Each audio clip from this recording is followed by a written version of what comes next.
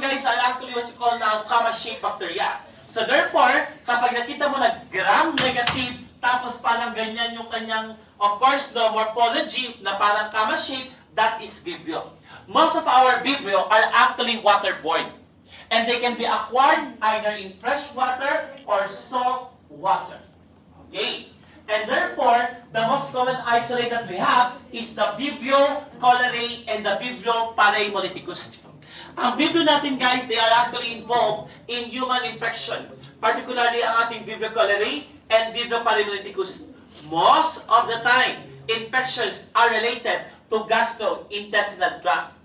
Kaya nga pag tinawag na cholera is what you call now underlying rice watery stool.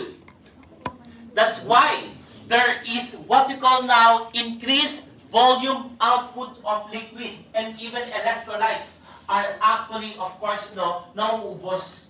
Kaya namamatay ang patient dito because of what you call now hypovolemic shock and rapid dehydration. Next, so kung titignan natin mabuti, ang Vibrio natin, we have the following. Your Vibrio fluvialis, Damsella holiseminicus, but the most common, Cholera parahemolyticus, vulnificus, and alginolyticus. Yan ang common. Please memorize. The Vibrio species clinical infection. Vibrio cholerae. In serotyping, which is actually the somatic antigen, there are 2 or 3 types of Vibrio cholerae. 01 is the most common cause of outbreak. And the one that causes severe infection with cholera. That is Vibrio cholerae 01. Ang Vibrio cholerae 0139, cholera lang, relatively common. Ang cholerae non-01, gastroenteritis. Ang parahemolyticus, gastroenteritis pa din. Then vulnificus, wound infection. Alginolyticus, wound infection. Mimicus, gastroenteritis but uncommon. Damsella is uncommon but it can cause wound infection. And they are called to be Propionibacterium or Photobacterium damsella. Then we have the Vibrio fluvialis, gastroenteritis, Vibrio cincinnatiensis, meningitis, but they are rare. Then we have Vibrio menschnikovi, which causes septicemia, but they are rare. Dami ano? Okay, next. Kaya nga sabi ko, pinagbigyan ko na kayo ng midterm kasi sa finals, survival with the fittest. Okay? Now, take note that Vibrios actually are acquired by water or acquired in water. Vibrio cholerae actually normal reservoir in the intestinal tract. But they can be isolated in fresh water compared with parahemolyticus, which is isolated in some of what we call now estuaries and coastal areas. Kaya nga they are actually called to be salt water, involvement. Now, for the risk factors, yung mga travelers at the same time, mahilig kumain ng mga seafoods that are contaminated or uncooked. Okay? So, pag pumunta kayo sa dagat, ingat lang. Kasi, pag halimbawa, kumain kayo ng, alam mo yung may tusok-tusok? Sea urchins, tama ba yun? Di ba kinakain nila lagyan ng suka? Yan, baka mamaya merong yon, Vibrio parahemolyticus. Sa talaba, tama. Di ba pag kumain ka ng talaba, tae ka ng tae? Kahit binabad sa suka. That's oyster. Okay? So that's actually, those are some food na kinakain na fresh. Now, let's start with Vibrio cholerae. Okay lang hanggang 8:30 tayo. Ha? Kunti lang naman mga 7 ano pa lang yata, magsa 7 pa lang. Ha? Kasi after Vibrio, non-fermentative 55 slides pa. I'm not kidding. Oo. Kaya ba? Bakit sa Wednesday wala mo kayong gagawin? Sa akin lang naman kayo. No! Depending Monday yung Enterobacteriaceae. Ha? Originally, 10 slides lang yun. Kaya madami kasi mga picture. Tatlo, Friday pa naman. Okay, Vibrio cholerae. Now, let's discuss this bacteria. Yung pinaka-gist na lang para mabilis tayo. They are small, comma-shaped bacteria. Take note, they are monophysous, so they have the flagella. And at the same time, aerobic, and they actually live, or it can be cultured, kakusana, in alkaline peptone water. Because they are alkaline loving. It ferments glucose, sucrose, and mannitol. And take note, cholera red test is a single test that will detect Vibrio cholerae from other oxidase-positive bacteria.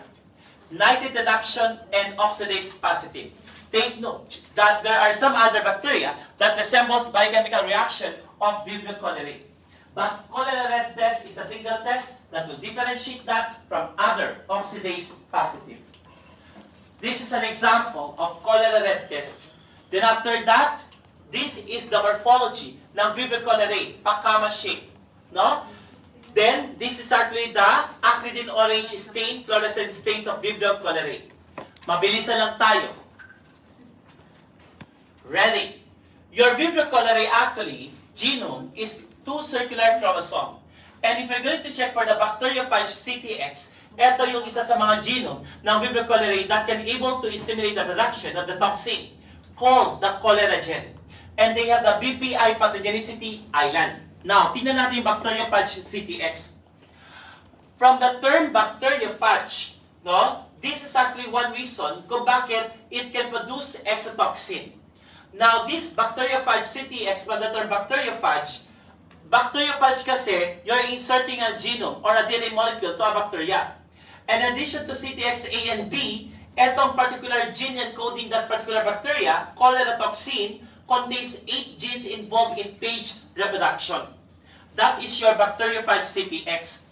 Yung BPI naman, that is actually related to TCP, called toxin coagulated pilus. At yung TCP na ito is actually involved in what you call now encoding of this particular putative accessory colonization factor activated by the TOXR para makapag-produce ng toxin. And therefore, the virulence factor of your Vibrio cholerae is the exotoxin, which is called the cholera gen, that can lead to stimulate adenylate cyclase, kapusana, or guanylate cyclase, kapusana, that can lead to dehydration and electrolyte imbalance. Does not invade tissue but remain adherent in the gut. Yan ang problem natin kay Vibrio cholerae. No? Kaya nung nagkaroon ng tinatawag nating endemic or epidemic case ng cholera, ang ginagawa nila noon is that pinapainit nila o pinapakulo yung tubig, nilalagyan ng asin.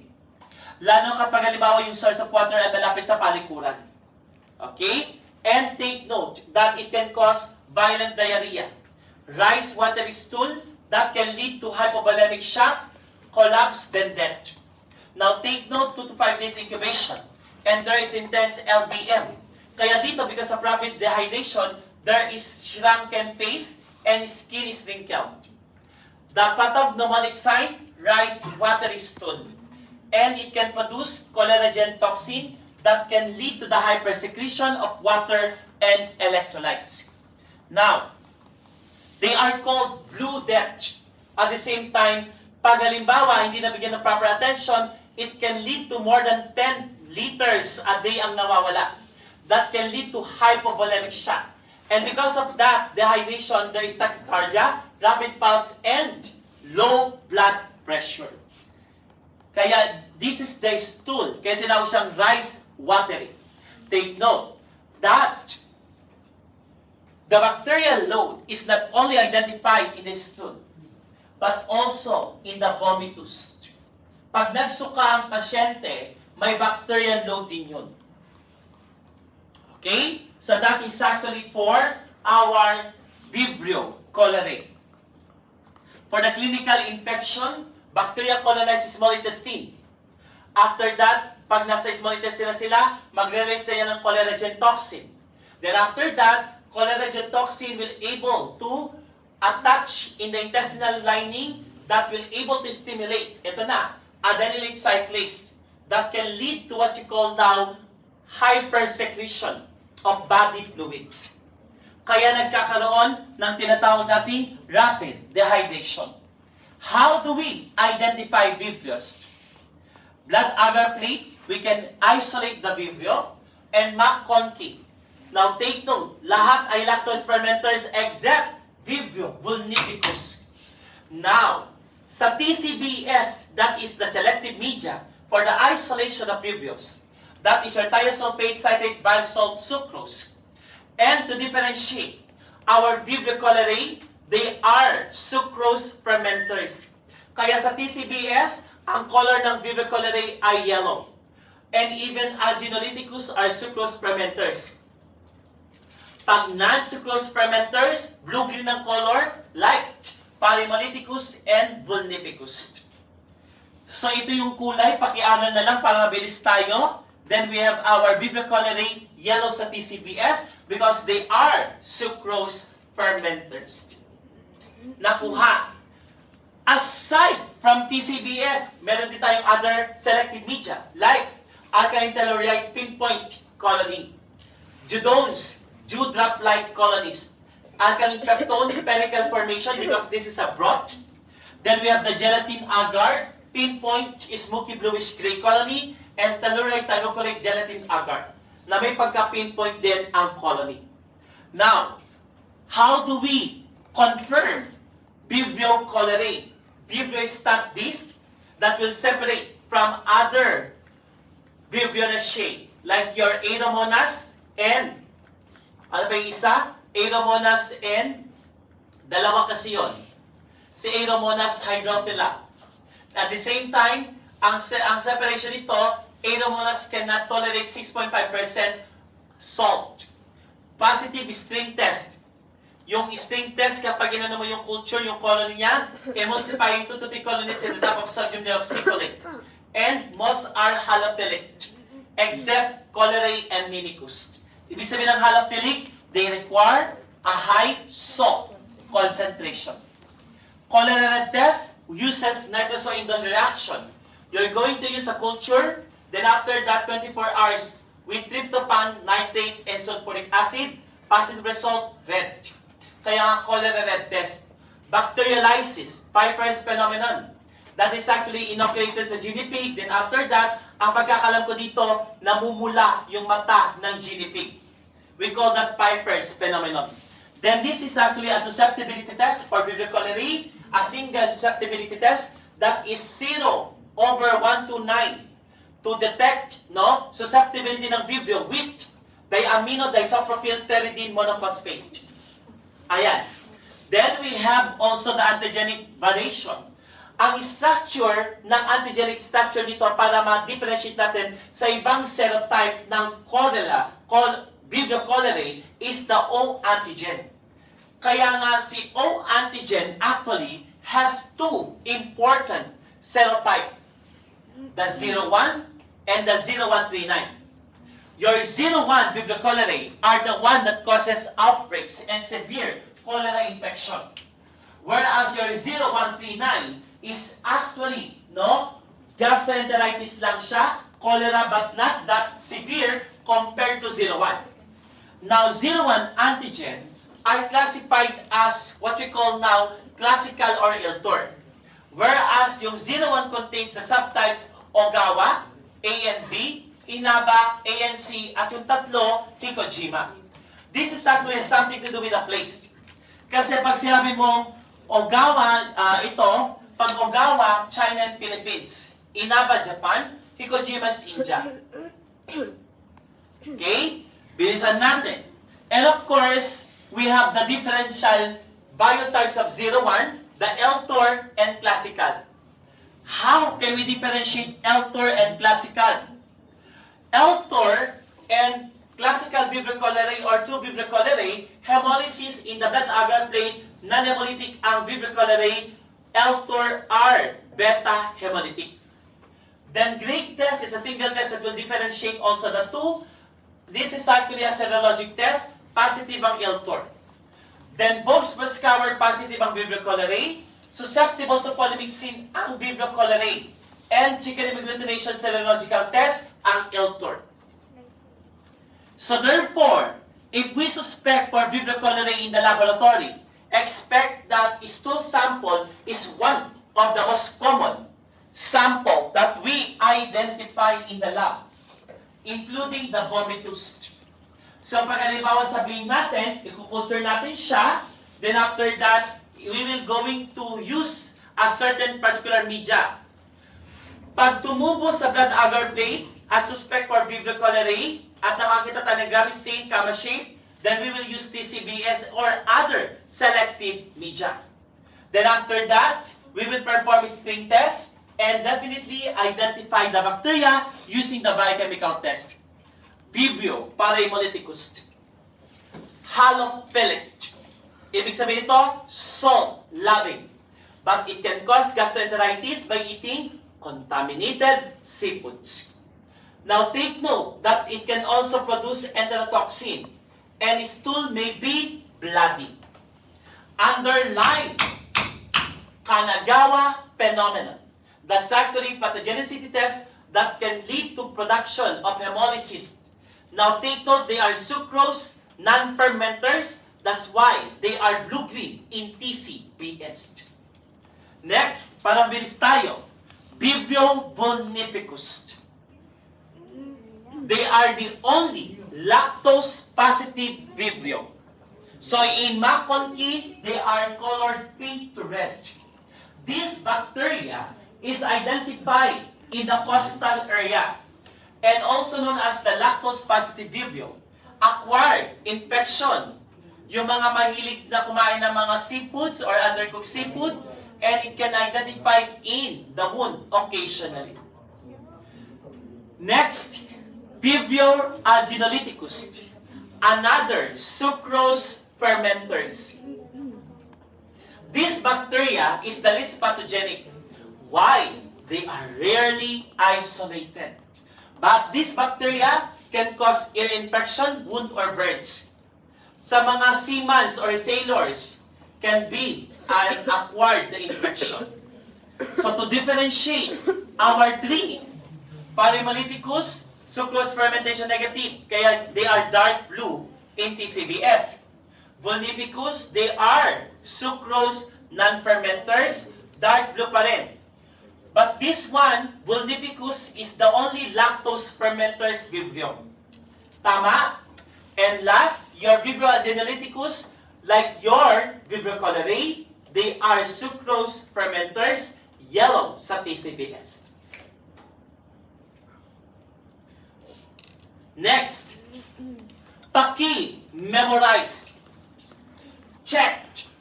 Vibrio cholerae, Mimicus, Menschnikow VE, Cincinnatiensis, Holisane, Damsela, Fluvialis, and the last group, ito yung pinaka-importante aside from Vibrio cholerae and parahemolyticus, are Agenolithecus, Parahemolyticus, Vulnificus, and Harvey. Makikita mo dito that this particular bacteria, ang cholerae lang, ang NaCl, no? Positive, plus of course, the rest are also NaCl positive added.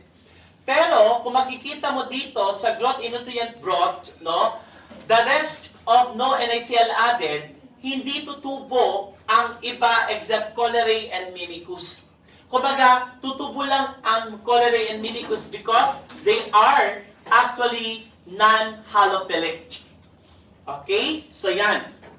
At ito, we have also our other Vibrionoceae bacteria. The genus Aeromonas, at ito pa yung sinasabi ko, Plesiomonas. All of these are oxidase positive. No, positive, pati-correct na lang. Okay? Now, they are both identified in fresh and brackish water like your Vibrio cholerae. And they are actually opportunistic and it causes gastroenteritis. Let's start with Aeromonas. Oxidase positive glucose fermenters, but they are gram-negative brands. Compared kay Vibrio, these are actually straight. Ang Vibrio pa-curved. Okay? At generally found in most environments, like kung may alaga kayong snake, lizards, or newts. Meron ba kayong alaga mga butiki sa bahay? O kaya snakes. Yan. Okay? Alam niyo yung newts? Yung sa Tagalog, yung malaking yung color green, alibut sa ang tawag sa amin. Ah? Yung color green? Yung ang bilis gumalaw? That's the newts. Yung parang color green. Oo, yung ganyan kahaba. Iba yung bayawak. Ay, parang bubuli yung ganun. O parang gecko. Yung bayawak, ganyang kalaki. Ayan, pwede rin sila dyan. Itong Aeromonas. Okay? Now take note that this bacteria can cause what you call gastroenteritis. And most of the time, the most common cause of infection is drinking or ingestion contaminated water or eating contaminated seafood. Guys, ito ang pangit dito. Maliban kasi sa gastroenteritis, it can cause dysentery. So it can cause, they have this particular variable ng infection ay dysentery or rice watery stool and gastroenteritis. Kaya tinawag din siyang traveler's diarrhea. Now, at the same time, it also causes wound infection. Aeromonas hydrophila uses of leeches during plastic surgery to avoid congestion and swelling. Septicemia for Aeromonas veronii. Aeromonas veronii, var. veronii, Aeromonas veronii, subspecies veronii, and subspecies sobria. Dalawa kasi yun. And at the same time, these are opportunistic bacteria which causes liver disease and sometimes traumatic injury. Now take note, ang Aeromonas blood agar plate, beta-hemolytic, lactose fermenters in MAC conjugate. Another,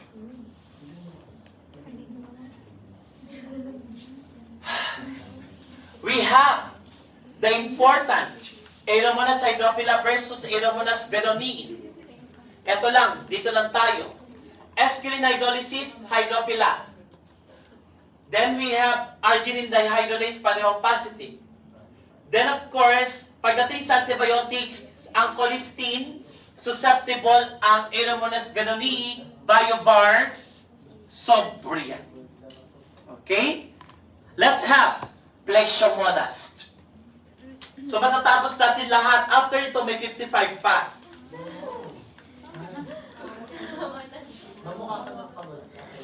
Kaya. Hindi.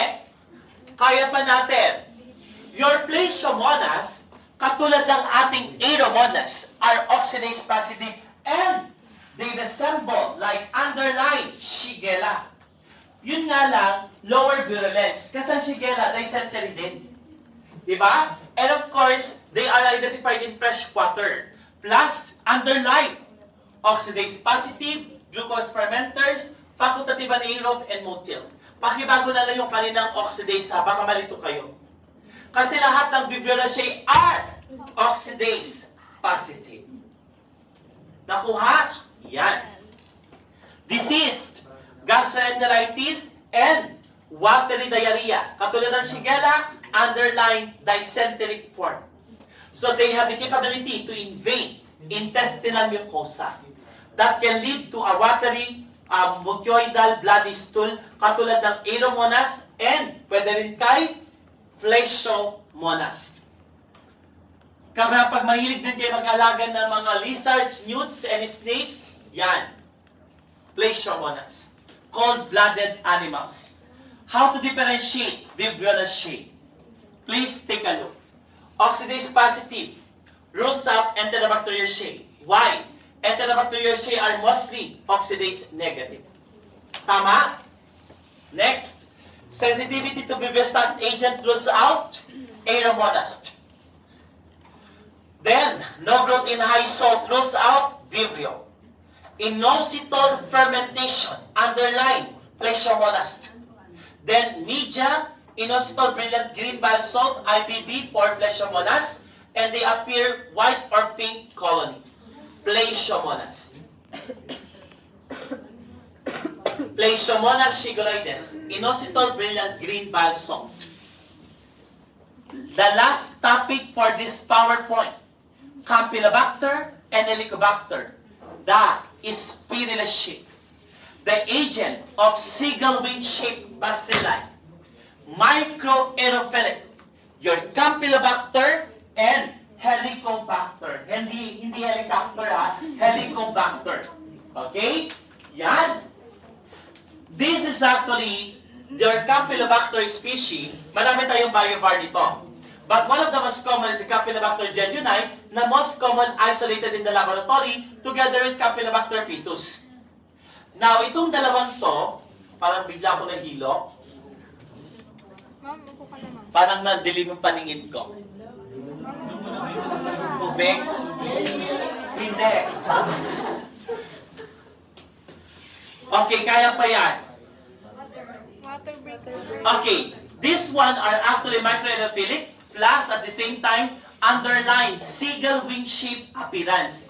Kaya tinawag na seagull wing shape, tinawag siyang S-shape. Yan, kaya seagull wing shape. And at the same time, they are oxidase and catalase positive pa rin, plus they are motile, underlined darting motility, non-fermentative. Now, from the term Campylobacter means curve or kama. No? They are oxidase and catalase positive. Paki-double check yan. And Warthin-Starry stain, dyan mo makikita yung kanilang sensitive strain that can able to identify Campylobacter, lalong-lalo na sa mga gastrointestinal tract. Now, take note, underline Kerry Blair, that's actually the transport media for Campylobacter.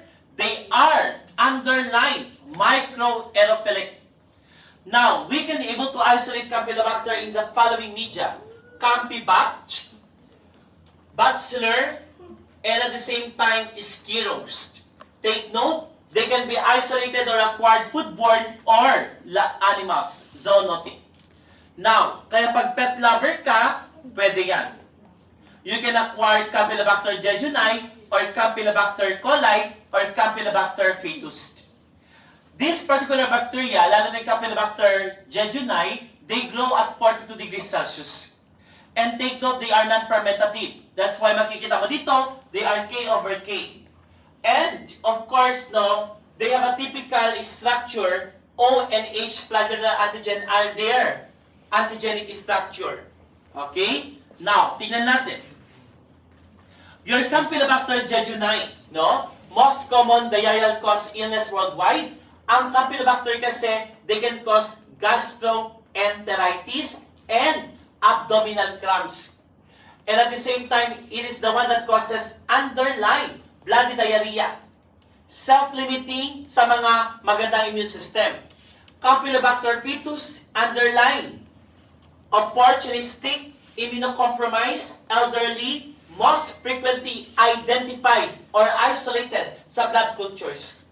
And they are known to be the known cause of abortion sa mga animals like cattle, sheep, and pigs. So this is actually your Campylobacter. And at the same time, ang Campylobacter natin, that recovery or prognosis depends on the severity of infection. Kapag maraming bacterial load, delikado yon. Kasi pag may bloody diarrhea na yan, delikado din.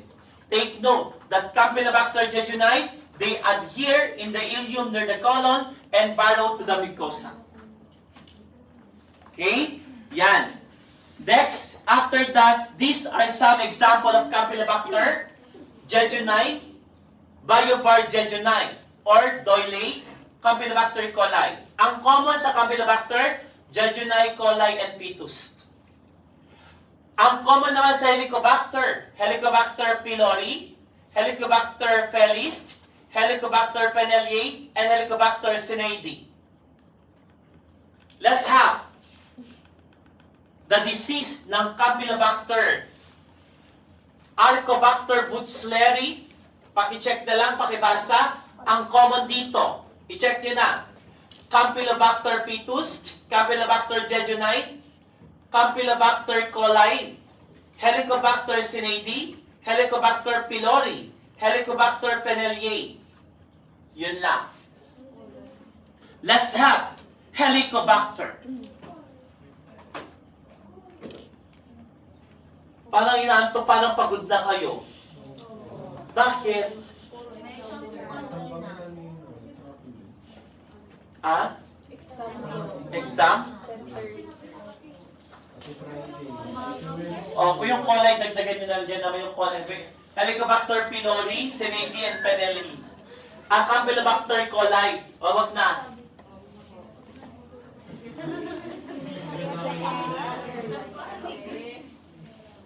Let's have Helicobacter.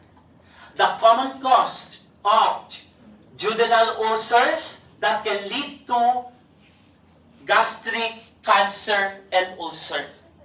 Kaya pag halimbawa ang amoy ng isang patient nyo ay amoy imbornal, suspect for Helicobacter pylori. Huwag nyo siyang apihin, huwag nyo naman siyang yung baho naman, hindi nagtutbrush, hayaan nyo na kasi may Helicobacter pylori yan. Kasi these bacteria are highly urease positive. And at the same time, urease are the enzyme that convert urea into ammonia, kaya ammonia yung odor ng bunganga nila. And that is actually one symptoms of Helicobacter pylori infection, those patients who have ulcers. And the common isolates of Helicobacter, Serratia and Phenelini, those can be isolated in HIV patient or immunocompromised patient. Now, let's continue. To differentiate Campylobacter jejuni and fetus pala, they grow at 42 degrees Celsius ang jejuni, hipurate hydrolysis positive ang jejuni, susceptible sa nalidixic acid ang jejuni, and cephalotes susceptible ang fetus. Ang Helicobacter pylori actually, katulad ng ating Campylobacter, they are microaerophilic. At the same time, pareho silang may seagull wing shape morphology. And of course, possible person-to-person transfer can be identified in Helicobacter pylori. Take note, they are acidophilic. That's why they can able to withstand a very low pH, the pH of the gastric acid in the stomach. And at the same time, there is a damaged tissue resulting in ulcers because of yung tinatawag nating attachment or the invasion. Hindi kasi siya invasion but it actually covers the mucus, yung surface of the stomach. Then after that, nasusugatan because of the gastric acid. Kaya nagkakaroon ng ulcer. Underlying, associated with type B gastritis. And that is actually the development of gastric carcinoma. Meron pa tayong 7 slides plus 55. Bakit? Maaga pa. The time now is 6 or 7:12. Di ba hanggang 8 naman tayo? Hanggang 9 ang LRT. 9:04 to be exact. Kaya yan. Sige, tuloy natin. Okay. Katulad ng ating ibang urease positive, they grow best. Tingnan nyo rapid. 2 hours lang, pwede rin tumabas sa Cristaceria agar. Why? Because they are urease positive. Plus, biopsy specimen is 1 week 2, diagnose sa patient. Lalo kapag halimbawa sabihin natin, suspected ng ulcer ng patient or gastric carcinoma. Next, another, urea breath test. So that once nagkaroon ng labeled urea, yung ating C, in-ingest ng patient, mag-produce siya ng CO2. And that is the urea breath test. No? That is screening for Helicobacter pylori ulcer disease. Then at the same time, katulad ng ating Campylobacter, we can isolate the bacteria in Campylobacter agar, Ischiro, Bacillus, and at the same time, they are microaerophilic and capnophilic. Halos pareho sila kung paano paparamihin ang Campylobacter natin. Now, check on this one. These are the media on how we can able to isolate your Helicobacter. Kasama din si charcoal sodium deoxycholate or your CCDA. How to differentiate? Kailangan ba ito i-memorized?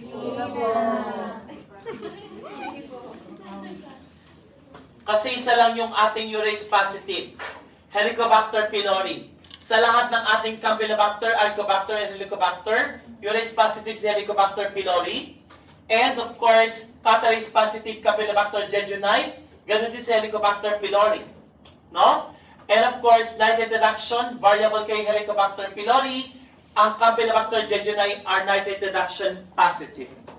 Now, take note that Helicobacter specimen is found in human genetic, no?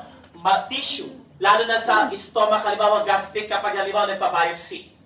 Another way is that actually dito sa sample na ito, ang culturally ginagamit natin is stool. Pero bibihira nga yun makapag-isolate doon, kaya very sensitive. But take note, they are microhydrophilic. And at the same time, specimen ito pala. Maliban sa stool, gastric biopsy material talaga ang best sample. Or gastric acid ang ginagamit natin. Bibihira ang stool. Kasi nandito yung bacteria natin, particularly suspected for Helicobacter pylori. And we can use system Brucella broth agar na may 20% glycerol kapag ito ay sample natin at ito ay, of course, we're going to frozen that at negative, pakilagay negative 70 degrees Celsius. So that is your Helicobacter. They are spiral shape, microphilic, seagull wing shape. Plus, of course, culture of the organism requires enriched medium. And, katulad na nakalagay dito, usually urase positive. Motil, mucinase, motil and mucinase have all been associated with the virulence. Kasi ginagawa niya, yung mucus, sinisira niya, kaya nagkakaroon ng ulcers. Okay? They are not invasive, but they actually destroy the mucus in the stomach lining. Kaya pag nasira yon, may exposure ang gastric acid natin sa stomach lining, nagkakaroon ng ulcers. And at the same time, Helicobacter pylori is associated with gastritis and worst scenario, gastric cancer. Okay? That ends our second to the last PowerPoint.